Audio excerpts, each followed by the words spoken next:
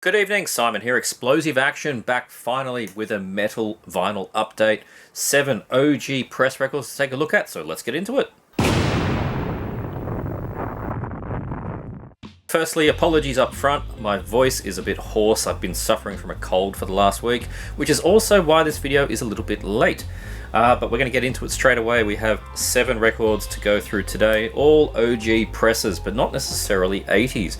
Actually, the first 2 are not even 90s. We're going to have a look at some turn of the millennium stuff here before we get into the old classics. The first one here, I have loved this album since the CD came out. The opportunity for this vinyl ended up on Discogs.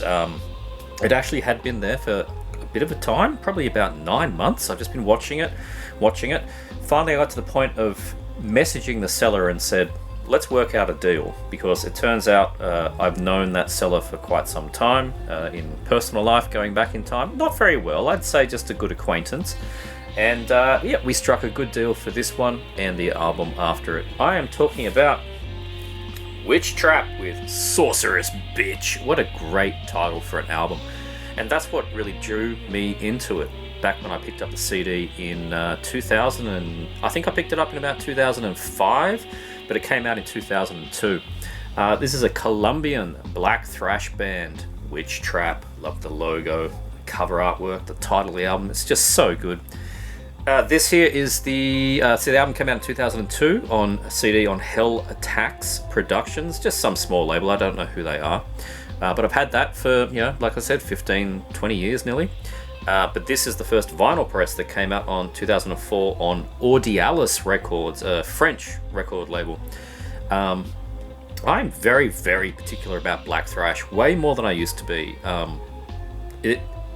love black metal, I love old thrash metal, but black thrash, that combination, I'm very particular, I've found, and I've expunged a whole bunch of stuff out of my collection.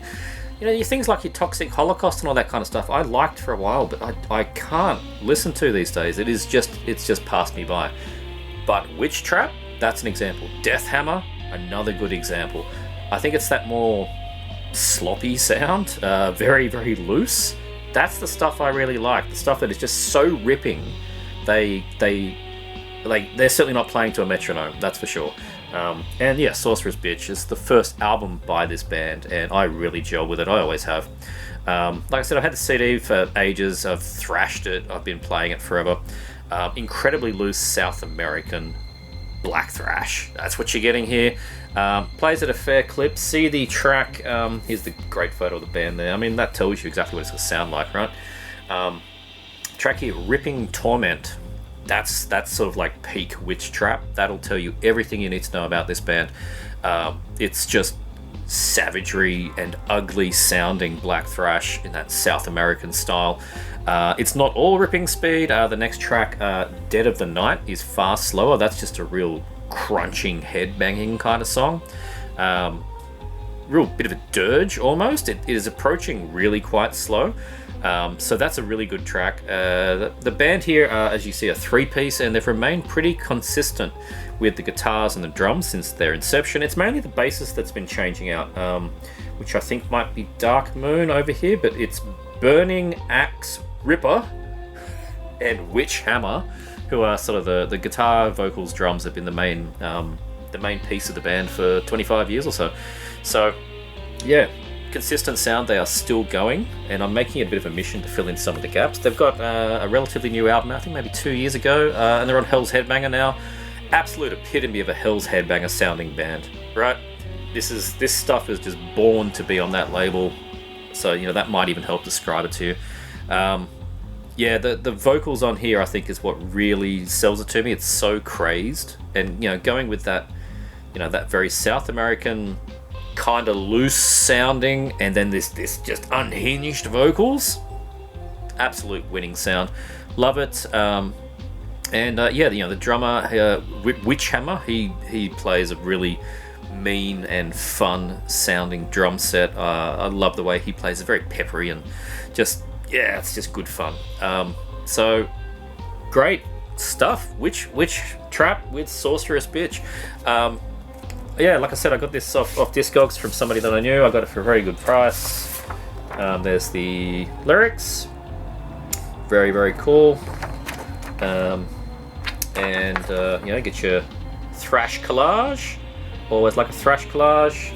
And the record here, it's just black, nothing too exciting. But yeah, really happy to have this one on LP because I already had, I think, their third album and their most recent one on LP. So I figured, look, might as well get them all. So I'm missing a couple more, but I'll manage to get them sometime soon enough. But yeah, Witchtrap Sorceress Bitch out on Audialis Records under license from Hell Attack. So highly recommended if you like your South American black thrash, you like it loose, check out Witchtrap. The next one I'm going to show, it's also the last of the more modern sounding OGs. I got it from that same seller, so I got a good job lot together. This is just barbaric. Impiety with Chaos Command 696. I don't know why it's 696 and not 666. I couldn't tell you, but it sounds like this cover. Wow. Impiety. This band have been around since 1990. Very well renowned. Singapore Black Death, thrash, war metal. Like, it's just everything destructive, and that's Impiety. They are so good. This is their third one from 2002, and yeah, it is just pure destruction recorded to wax. That is exactly what you get here with it. What else would you expect? Look at that cover. Just utterly fast and merciless blast beats throughout, unrelenting guitar savagery, just ripping solos, vocals that are spewing out of the speakers.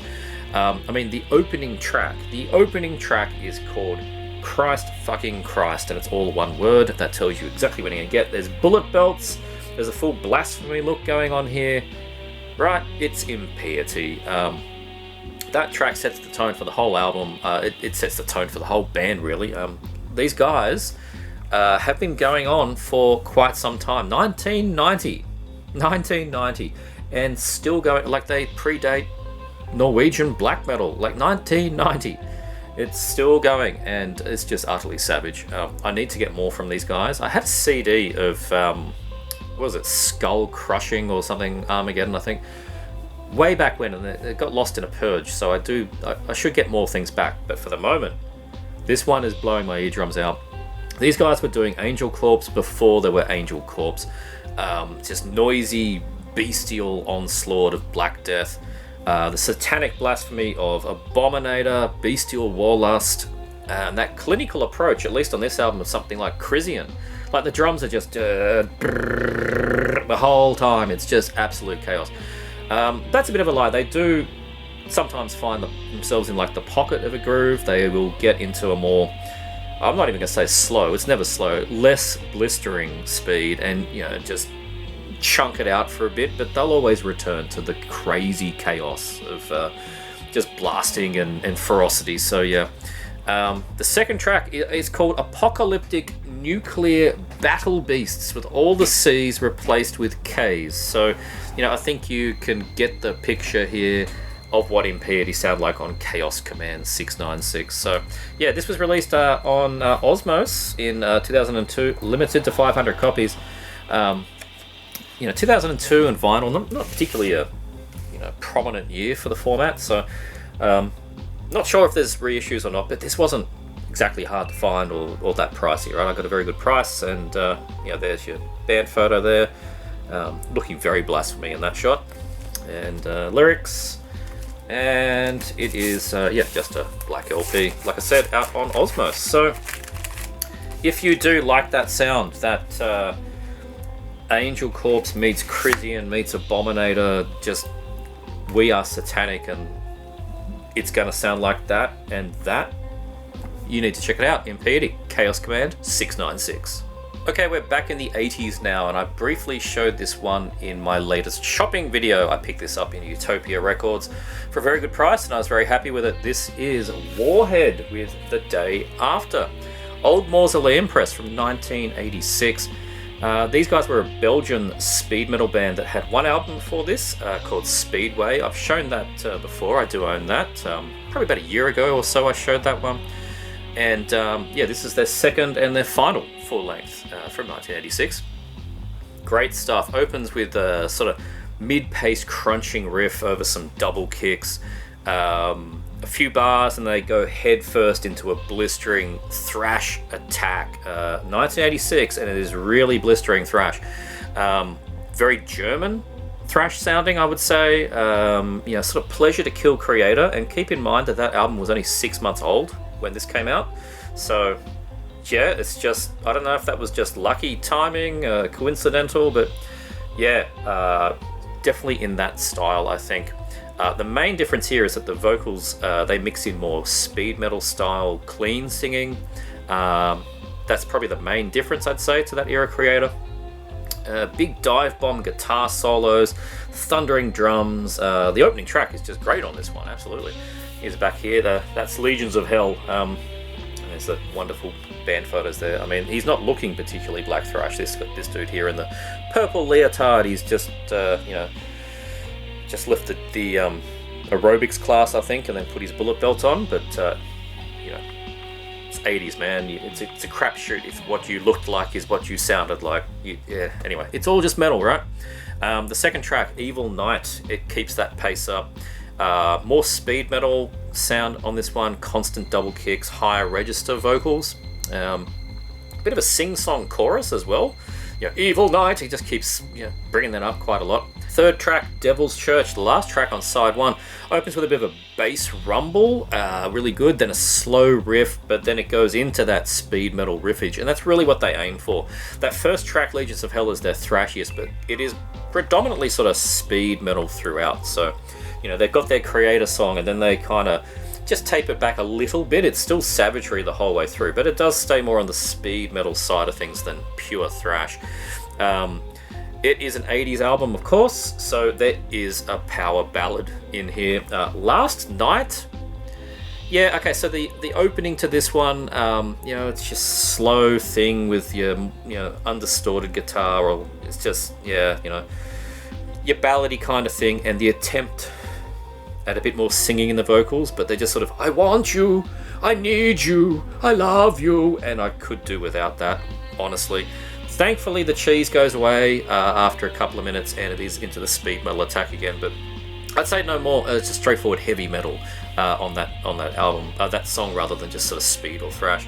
So it does redeem itself. It's not a getting ready to lift the needle up kind of thing. It just has it's 80s, a lot of tracks. You would get one of those on each album, and they were no different here with Last Night. But yeah, then the final track is called Fallout. That's a mid-paced instrumental, and it's, I don't know, it's not like it's the only time that's happened, but an instrumental to close out the album. I would have probably rearranged things, maybe put Fallout after Devil's Church, try and rearrange this a bit so that you end with a real smashing track. You need to end with a Metal Militia, not so much instrumental, but whatever, it doesn't matter too much. The track is good, it's just perhaps should have been played earlier on the album if you really want to get nitpicky about these things. Look, overall, this is a really good album from Warhead, The Day After. I think it might even be stronger than Speedway, and don't let this cover fool you. It's not some sun-faded copy. I've looked at many images online, I've looked at photos of it, different copies. It's just what it is. It's just a pale, yellowy, bluey, greeny kind of thing. It does look like it's been sitting in a shop window for 25 years and just been getting bleached, but no, they're all like that. So there you go. Warhead, The Day After, on Mausoleum. So yeah, just nothing exciting in here. A black LP with the Mausoleum center label. And was there anything else in here? Nothing in here. I don't know if it was supposed to be anything in here, but anyway. Warhead, The Day After. Good fun. Mausoleum Press speed metal from 1986. This next one is a pretty fun and fairly obscure slab of mid-80s New York speed metal. Heavily in the Exciter realm. This is Death Mask with Split the Atom. Maybe a bit of Omen as well. Definitely in that kind of style. Heaps of Exciter though. Bit of Priest in the guitar sometimes, the way it's picking as well. But anyway, the opening track on this one opens like an atomic blast. Did you see what I did there? You'd be blind if you missed it. Blind, like the Fallout I'm going to stop with the analogies. Straight ahead speed metal is what you get with this one. Clean but kind of barked vocals, like it's maybe the guy's first time at vocals. He just sort of just, yeah, I'll be the singer, and just blurts out some noise. It's fine, does the job. Some very peppery drums. I like the drums on this one. Very good fun. Look at that cover. God, it's so good. 80s cover up, man. It's just great. I'm on a Facebook page called 80s Crap Metal Artwork. And I'm close to leaving that group because it's just banger after banger being posted and people going, oh, look at this Iron Maiden cover, it's so seriously? The amount of times they keep showing that Attacker album cover and I keep saying, no, it's a brilliant cover. Anyway, Death Mask, Split the Atom. Side A, track, Lust for Fire. Look at this band, look at this stuff. Track here, Lust for Fire. That has dead set the riff from Stone Cold Crazy on it. I listened to it 3 times and went, that's Stone Cold Crazy. I know what you've done there. It kind of sums this album up, actually. It's kind of a best of things that came before it, right? They're playing fine speed metal. It's completely competent. It's enjoyable. It's all happened before, right? As I said, it sounds very Exciter, so I mean, you could just say it's another Exciter album almost. Side A closer on this one, Tortured Mind. That band really lets loose on this particular track. Definitely the most fun track on the album, probably the thrashiest one as well.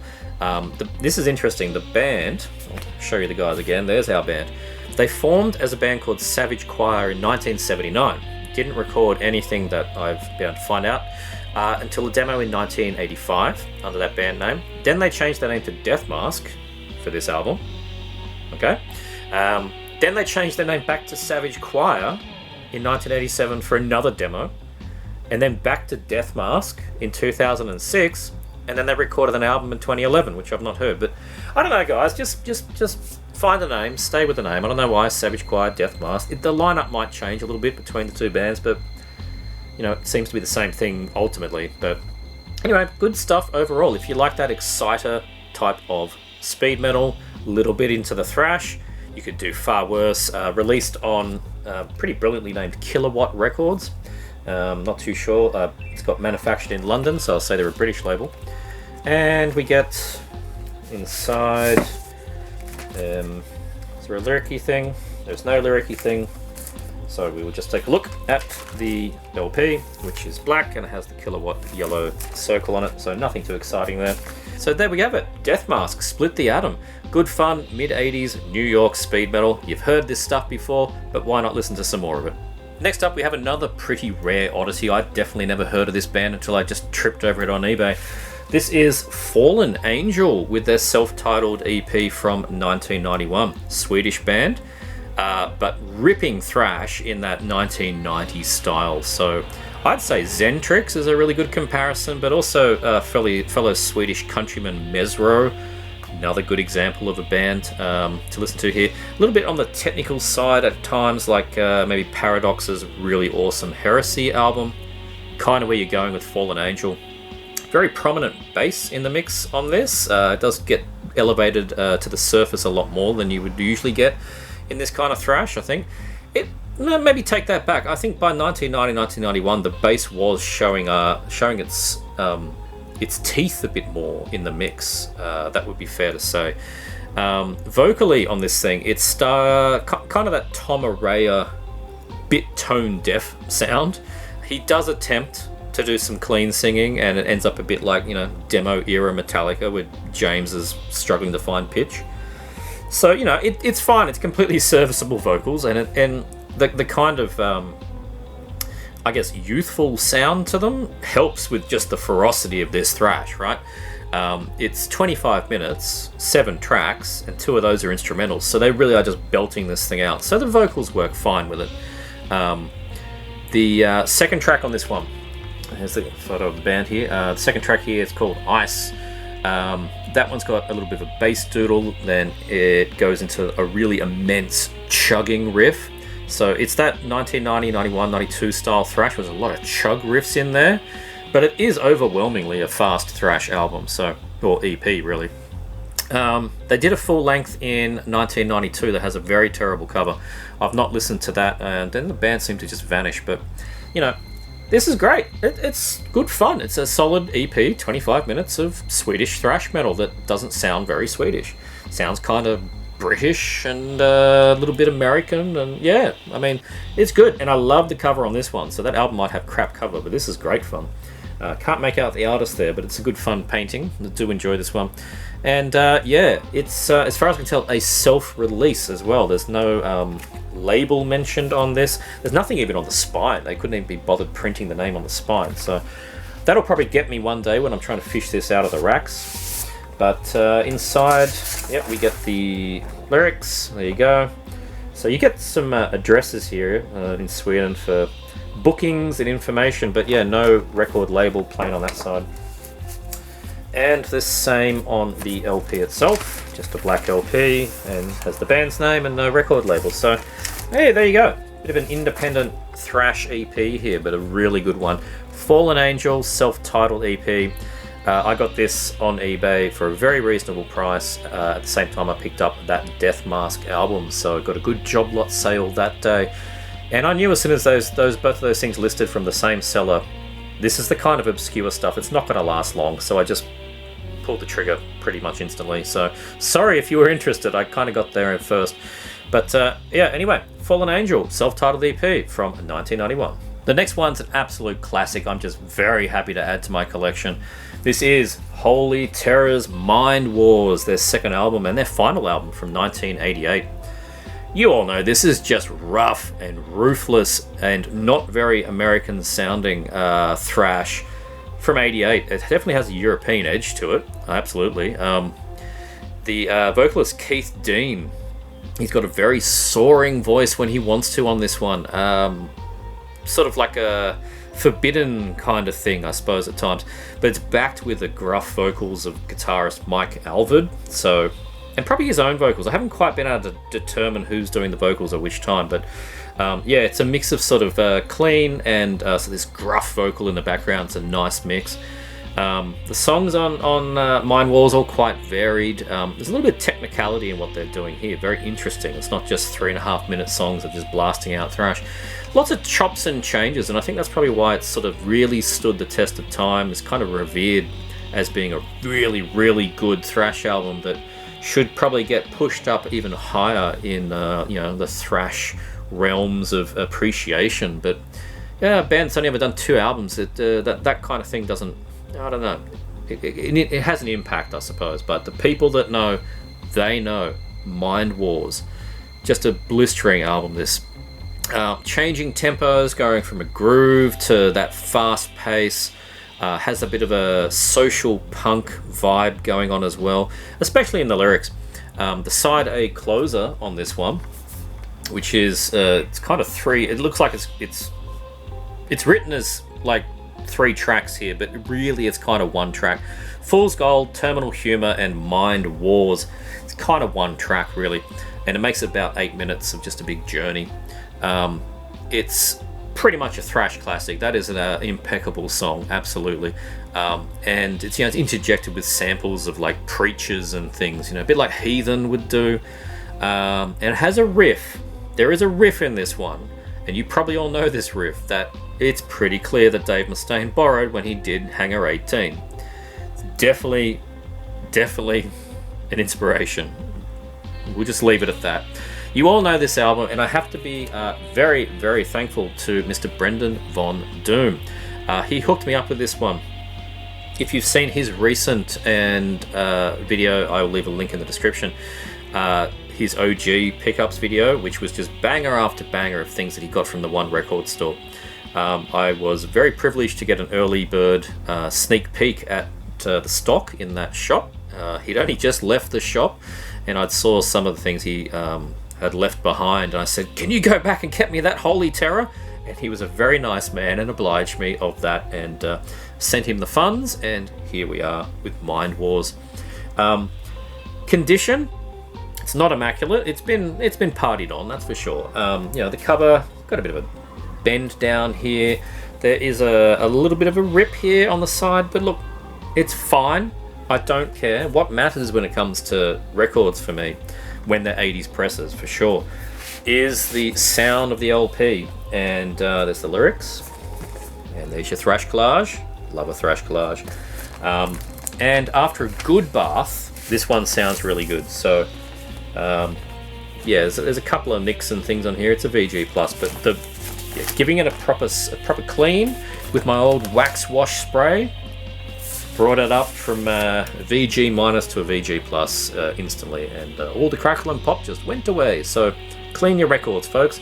Holy Terror, Mind Wars, got it for a great price, got it from a great man, and I'm very happy to have this great album in my collection. On to the last album for this update, and what do I need to say about this one? I don't need to say very much at all, except for I now have it on LP, and that is Sodom, Agent Orange. For many people, this is their favourite Sodom. I'll talk about mine at the end. I can't dispute that choice. If you decide that Agent Orange is your favourite Sodom, 100% double thumbs up to you, sir, because this is an absolute cracking classic German thrash album. The title track alone is worth the price of entry. Agent Orange, the fire that doesn't burn. It's just a smashing track, and then following that one you get Tired and Red, and then Incest. It's just a 1, 2, 3 triple punch. Just thrash onslaught, German thrash perfection. Absolutely. Only Remember the Fallen slows down that side A, and it's your standard kind of side A closer, like a traditional album would do, where you have your slower or your quieter side A closer, because inner groove distortion or that kind of thing. But yeah, metal bands can't do much about inner groove distortion when all they play is distortion. But yeah, they still, a lot of the time, kept that trend of having the slower song as the side A closer. And yeah, Remember the Fallen has a big you know the riff. It's a real crunching, foot stomping one. It's a front of the barricades, head banging, hair swirling track. Really, really good. You could almost say it's sort of like proto bolt thrower for the lyrics and its pacing, and yeah, it's just good stuff. They kick it off again, side 2, more thrashed attack classics, and then you get Ausgebombt, which almost feels like a cover song. That's when they're going sort of punk thrash, and for the longest time on the CD version I've had for years, didn't gel with me because it does stand out, right? You could argue that it would make sense for that to be a B-side of a single or something like that, rather than on the album. But yeah, I've had many years to get used to it, and I assume this is the case for a lot of people, that it's now just regarded as another thrash classic because it stands out so much. The chorus is a sing-along gang shouty thing. It's a great track, and then the album ends with Baptism by Fire, which is just a pounder with double kicks, and it's just great. So good. And thankfully on this LP version we are spared the Tank cover song of Don't Walk Away. Never liked it on the CD. I always tried to turn it off before the track started. Not a fan. Not on the LP. They couldn't fit it in. Sometimes the capacity of vinyl is its limiting factors can be a blessing, and I presume by now there's like a 2 LP edition, and for whatever reason you get that track back, but I don't need to hear it again.